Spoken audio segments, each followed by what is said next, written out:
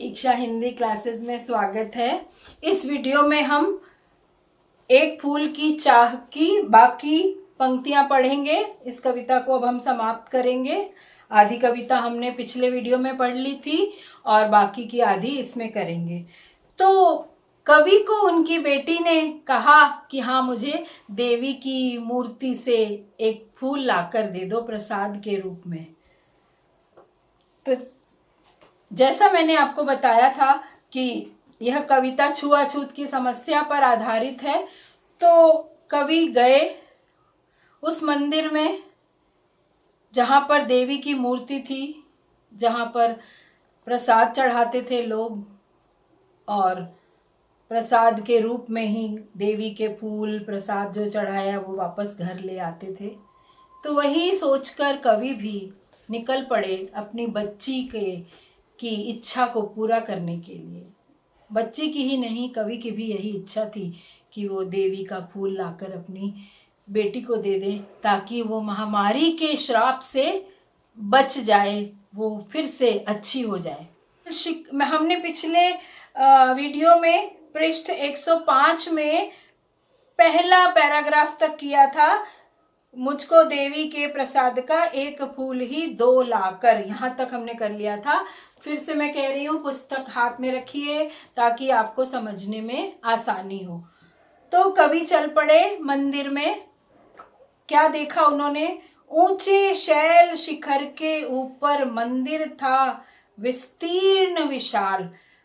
ऊंचे शैल, ऊंचे पर्वत के ऊपर, पर्वत की चोटी पर। ऐसे आपने कई जगह देखे होंगे मंदिर बहुत बार पर्वतों की चोटियों पर बनाए जाते हैं, जहां लोग पैदल चलकर जाते हैं मंदिर में भगवान के दर्शन करने। तो ये देवी का मंदिर भी जहां कवि रहते थे वहां पर पहाड़ था छोटा सा और उस पर देवी का मंदिर था। ऊंचे शैल शिखर, शैल पर्वत पहाड़, शिखर पहाड़ की चोटी के ऊपर मंदिर था विस्तीर्ण विशाल। विशाल बहुत बड़ा, विस्तीर्ण बहुत फैला हुआ था वो मंदिर।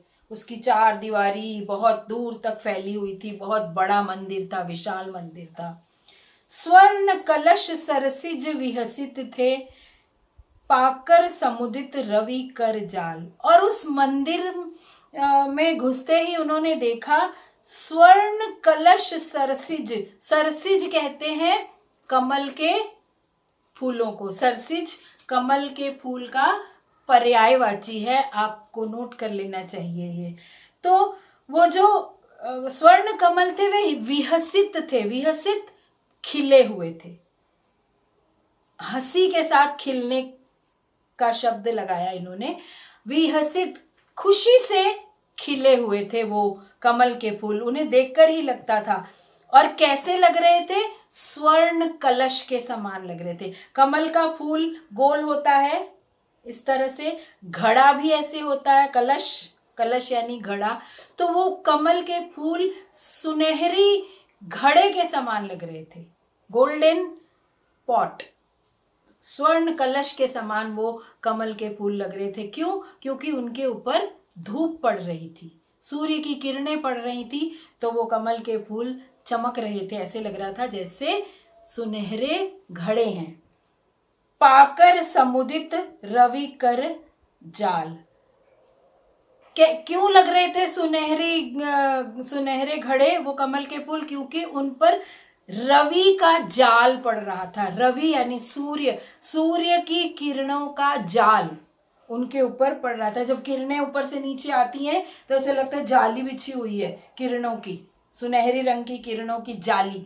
तो सूर्य की किरणों का जाल पाकर समुदित, समुदित खिले हुए।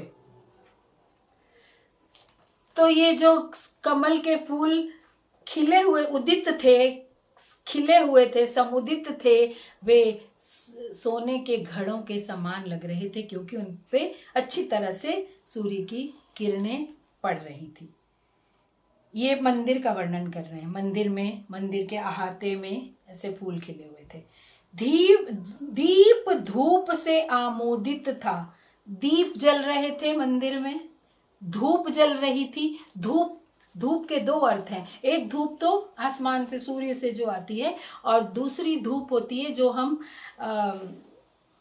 पूजा में वो काले रंग का ऐसे चीज होती है जिसकी बत्ती बनाकर जिसको जला दिया जाता है और उसमें से केवल धुआं निकलता रहता है, जैसे अगरबत्ती होती है उस तरह से होता है, तो उसे धूप कहते हैं। आपको नहीं पता तो आप घर में पूछिए अपने मम्मी पापा से धूप क्या है, तो आपको पता लग जाएगा। उस धूप में से हमेशा खुशबू आती रहती है, क्योंकि उसमें बहुत सी ऐसी सामग्रियां डालकर बनाया जाता है, जैसे अगरबत्ती में होता है वैसे धूप बनती है और वो जला दी जाती है, उसकी आग बुझा दी जाती है और वो धुआं फैलाता रहता है धूप, और उससे खुशबू वातावरण में फैल जाती है। तो उस मंदिर में क्या क्या था, दीप जल रहे थे, धूप जल रही थी, उससे आमोदित था मंदिर का आंगन सारा। मंदिर का आंगन सारा, मंदिर का आंगन यानी पूरी खुली जगह दीप और धूप की खुशबू से प्रसन्न था वातावरण। आमोदित,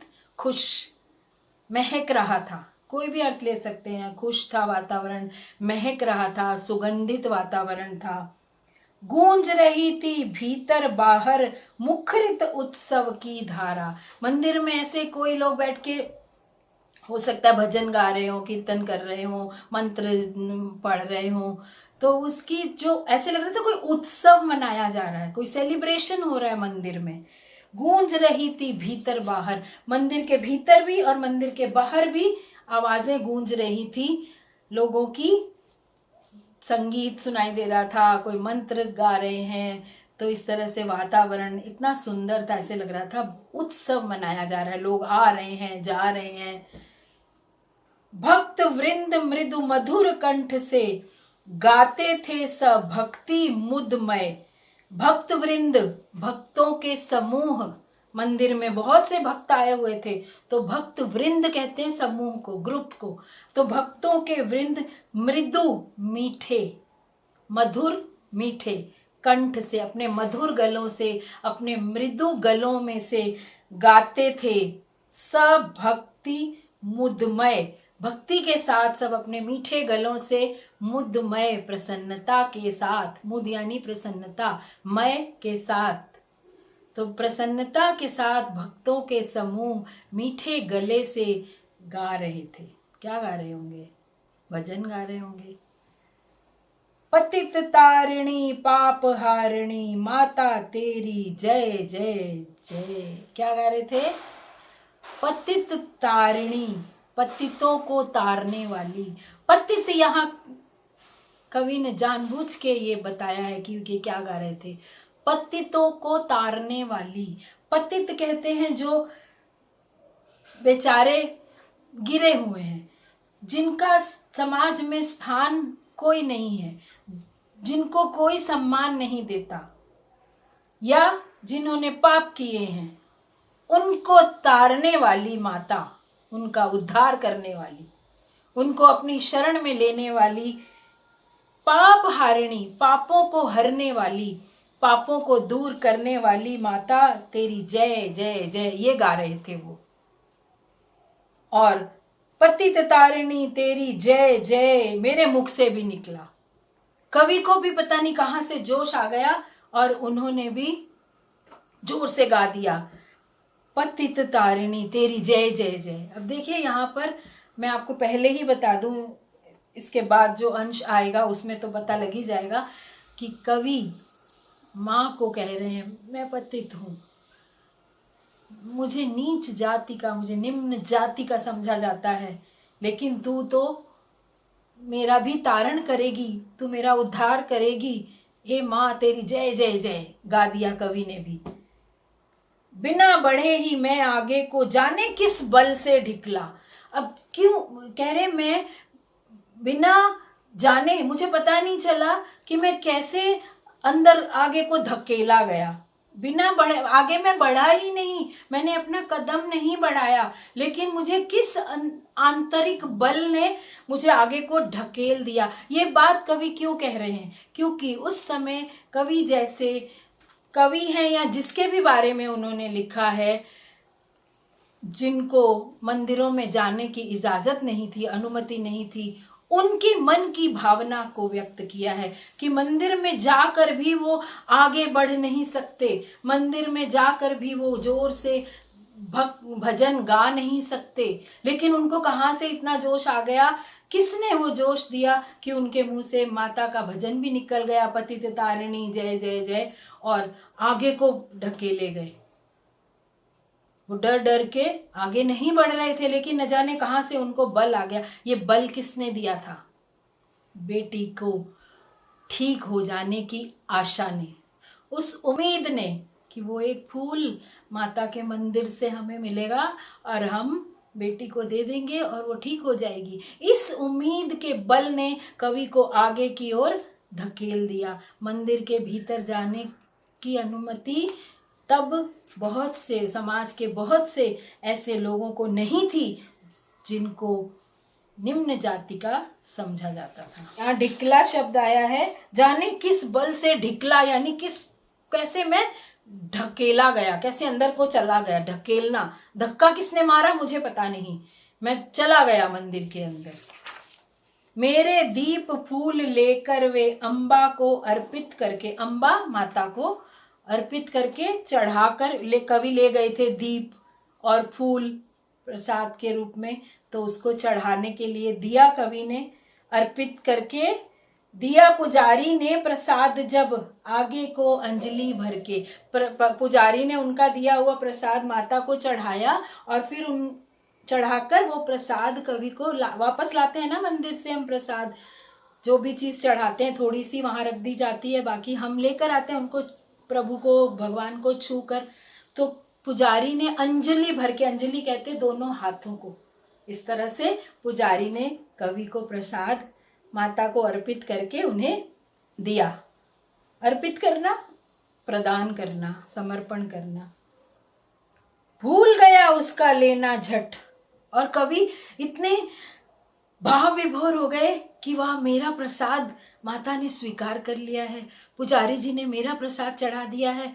कवि इतने भाव विभोर हो गए कि वो प्रसाद लेना ही भूल गए।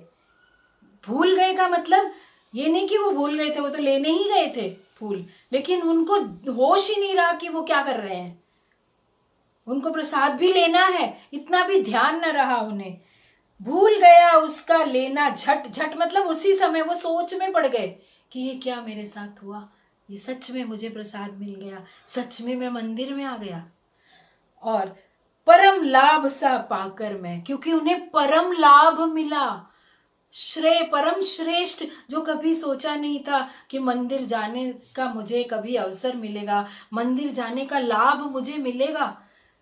इसको मंदिर जाने को, लाभ को प्रसाद के रूप में पाकर कवि उसे लेना ही, जैसे हम किसी चीज को देखकर हैरान हो जाते हैं, थोड़ी देर के लिए हम सब कुछ भूल जाते हैं ना कि हम किस काम के लिए आए थे, वैसा ही कवि के साथ हुआ। उन्हें विश्वास नहीं हुआ कि उनका प्रसाद मंदिर में चढ़ा दिया गया है और उन्हें फूल मिल गया है बेटी को देने के लिए। सोचा बेटी को माँ के ये पुण्य पुष्प दूं जाकर मैं, और यही सोचने लगे कि जल्दी से मैं जाऊं और माँ के ये पुण्य पुष्प, पुण्य पवित्र, पुण्य का अर्थ जानते हो, पाप का उल्टा होता है, ये पुण्य, ये पवित्र, ये शुद्ध, ये शुभ पुष्प जाके जल्दी से बेटी को देता हूं। सिंहपौर तक भी आंगन से नहीं पहुंचने में पाया। सिंहपौर मुख्य द्वार, मंदिर के मुख्य द्वार को कहते हैं सिंहपौर। सिंह की आकृति बनी होगी तो उसे सिंहपौर नाम दे दिया। अभी वहां मुख्य द्वार तक पहुंचे भी नहीं थे वापस जाने के लिए, सहसा यह सुन पड़ा कि कैसे ये अछूत भीतर आया। उनके कानों में आवाज पड़ी, पीछे से कोई बोल रहा है, ये अछूत कैसे भीतर आ गया मंदिर के, कैसे हिम्मत हुई इसकी आने की। पकड़ो, देखो भाग न जावे, बना धूर्त ये है कैसा, पकड़ो इसको कहीं भाग न जाए, ये कितना धूर्त बनकर आया है।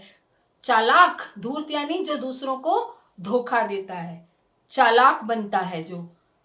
साफ स्वच्छ परिधान किए हैं भले मानुषों के जैसा, इसने अच्छे साफ सुथरे कपड़े पहन के आ गया है भले मानुषों जैसे, स्वच्छ सुंदर कपड़े पहन के, मानो ये भला मानुष है। यहाँ कितना बड़ा व्यंग है देखिए, कवि कह रहे हैं कि जिनकी जात अगर निम्न है, अगर समाज ने इस तरह से जातियों वर्गों में बांटा हुआ है, तो जिनको निम्न जात का समझते हैं, क्या वो सफेद कपड़े नहीं पहन सकते? क्या वो साफ स्वच्छ कपड़े नहीं पहन सकते? अगर उन्होंने स्वच्छ कपड़े पहने हैं, इसका मतलब वो धोखा दे रहे हैं। तो यहाँ कवि को कहा जा रहा है, कवि है या कवि की कल्पना है, किसी व्यक्ति की जीवन की घटना उन्होंने अगर लिखी है या अपनी ही घटना है, तो वो कह रहे हैं कि सब कहने लगे देखो ये धोखा दे रहा है, साफ सुथरे कपड़े पहन के शरीफ बनकर, भला मानस बनकर आ गया। तो क्या जिनकी जाति अगर छोटी है, जो हमने बनाई है, ईश्वर ने नहीं बनाई, तो क्या वो शरीफ नहीं हो सकता? क्या वो भला मानस नहीं हो सकता? ये पूछ रहे हैं इस दो पंक्तियों से कवि। पापी ने मंदिर में घुसकर क्या अनर्थ बड़ा भारी। इस पापी ने, इसने पाप किया है, ये पापी है, इसने मंदिर में घुसकर अनर्थ कर दिया है, सारा काम खराब कर दिया है इसने, बहुत बुरा काम किया। अनर्थ करना, बुरा काम करना। कलुषित कर दी है मंदिर की चिरकालिक शुचिता सारी। इस मंदिर की इतने लंबे समय से जो शुचिता थी, जो शुद्धता थी, जो पवित्रता थी, उसको कलुषित कर दिया इसने। कलुषित कर दिया, अशुद्ध कर दिया। इतने लंबे समय से हमारा मंदिर इतना पवित्र था, इस आदमी ने आकर इस मंदिर की शुद्धता को कलुष कर दिया। चिरकालिक, लंबे समय से, शुचिता, शुद्धता, पवित्रता, कलुषित कर देना, अशुद्ध कर देना। तो कवि सोचते हैं, क्या मेरा कलुष बड़ा है देवी की गरिमा से भी? क्या मेरे आने से देवी की जो गरिमा है, देवी की जो महत्ता है, देवी का जो महत्व है, वो कम हो गया? मेरी कलुषता ज्यादा बड़ी है देवी की महिमा से? मैंने तो सुना था कि भगवान की महिमा बहुत अपरंपार होती है, बहुत बड़ी होती है, वो तो सबको तार देते हैं, सबका उद्धार कर देते हैं। लेकिन यहाँ तो लोग कह रहे हैं कि देवी की गरिमा कलुषित हो गई, मंदिर कलुषित हो गया। तो क्या मेरी कलुषता, मेरी अशुद्धता, मेरी निम्न जाति क्या देवी की महिमा से ज्यादा बड़ी हो गई? किस बात में हूं मैं आगे माता की महिमा के भी? तो क्या इसका मतलब मैं माता की महिमा से भी आगे हूं? मेरे में ऐसी कौन सी बात है कि माता की महिमा भी छोटी पड़ गई? कितना बड़ा व्यंग है। तो मेरी निम्नता, मेरी निम्न जाति में होना, मेरा अछूत होना क्या माता की महिमा से बहुत बड़ा हो गया? कवि ने कहा, माँ के भक्त हुए तुम कैसे करके यह विचार छोटा। तुम कैसे भक्त हो? कितना छोटा विचार है तुम्हारा, कितने तुच्छ विचार हैं तुम्हारे। मैं भी तुम्हारी तरह का एक मनुष्य हूँ। माँ के सम्मुख ही माँ का तुम गौरव करते हो छोटा।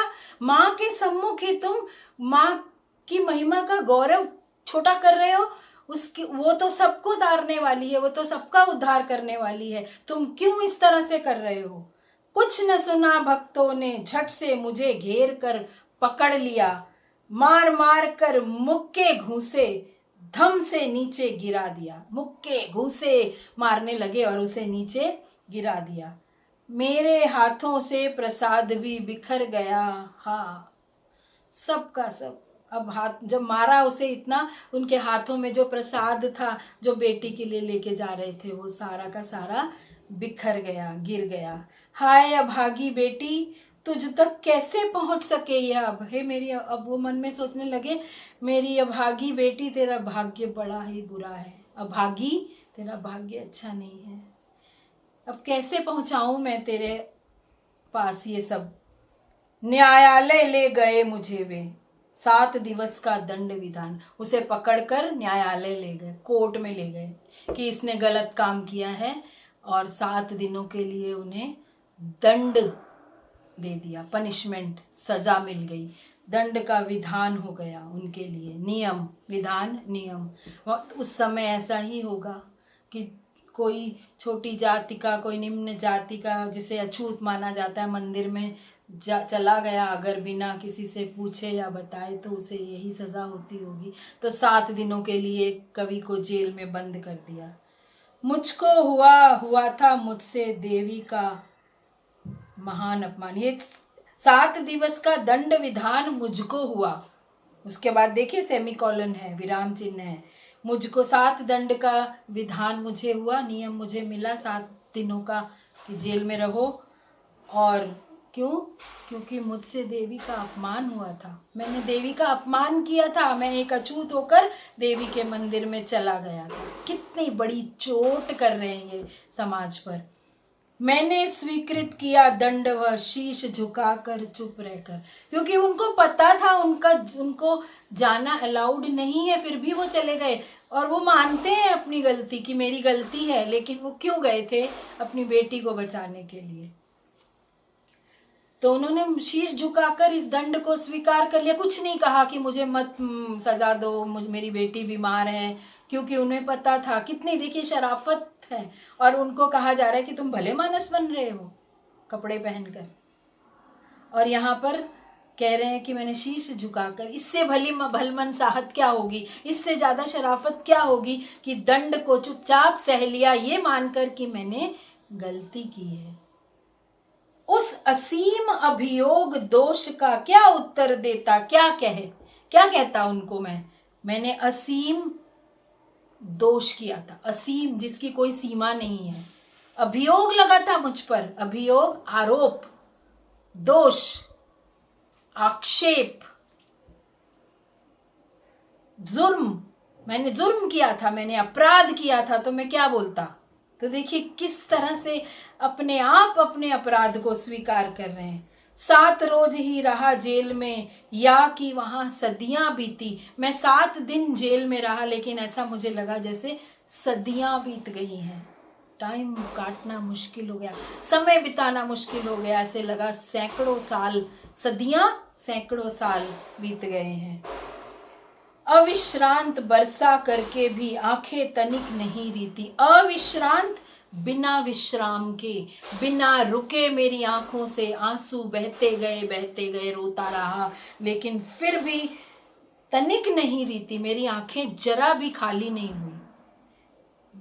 मेरी आंखें आंसुओं के बिना सूनी नहीं हुई। आंसू लगातार बहते ही रहे। कहते हैं ना, ज्यादा रो तो आंसू सूख जाते हैं, लेकिन कवि के साथ ऐसा नहीं हुआ। वे रोते रहे और आंसू बहते रहे।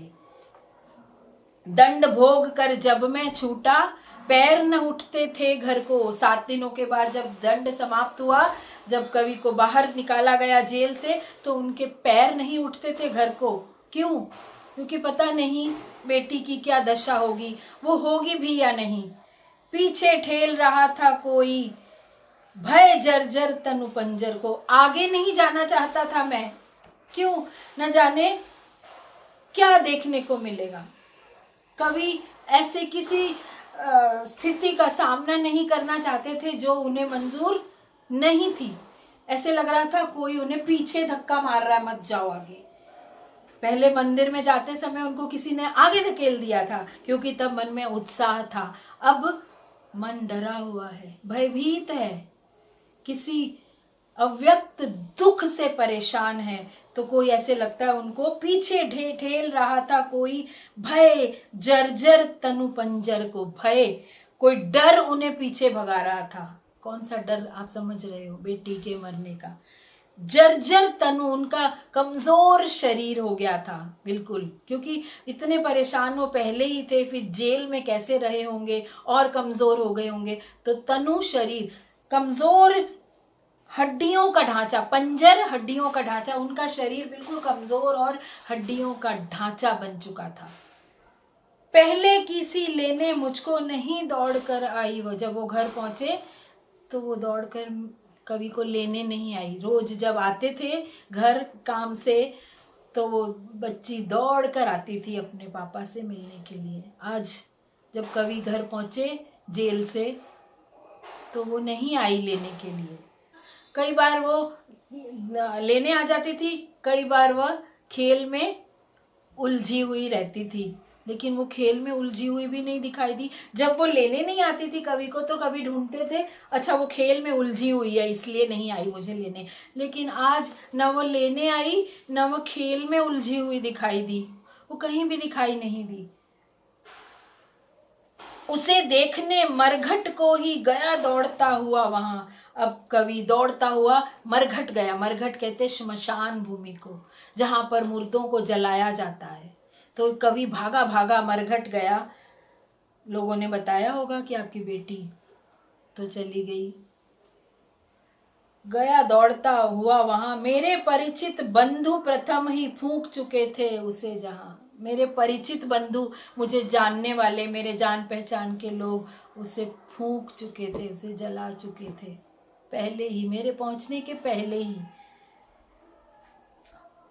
बुझी पड़ी थी चिता वहां पर, छाती धधक उठी मेरी। वहां उसकी चिता भी बुझ चुकी थी, आग बुझ चुकी थी, जल चुकी थी वो। और लेखक कवि को देखकर कह रहे हैं मेरी छाती धधक उठी, मेरी छाती भी उसी चिता की तरह जल उठी।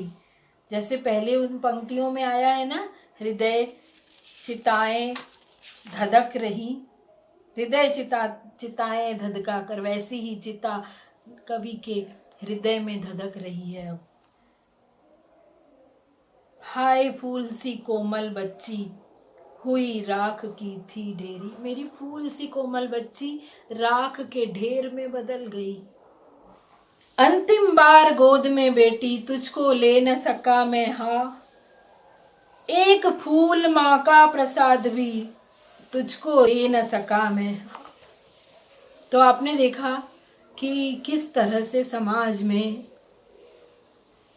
कैसी कैसी बुराइयां फैली हुई थी। ये बहुत ही हृदय विदारक कविता है। तो क्या हमें इस कविता से सीखना चाहिए कि समाज में इस तरह की रीति रिवाजों को, इस तरह की जो बुराइयां हैं, इनको कभी भी मानना नहीं चाहिए, इनका तिरस्कार करना चाहिए। तो मुझे उम्मीद है ये कविता आपको समझ में आ गई होगी और आपने बहुत कुछ सीखा होगा इससे। इसमें बताने की कोई आवश्यकता नहीं है। तो हम यही समाप्त करते हैं और हमेशा अच्छे इंसान बनने की कोशिश करनी चाहिए।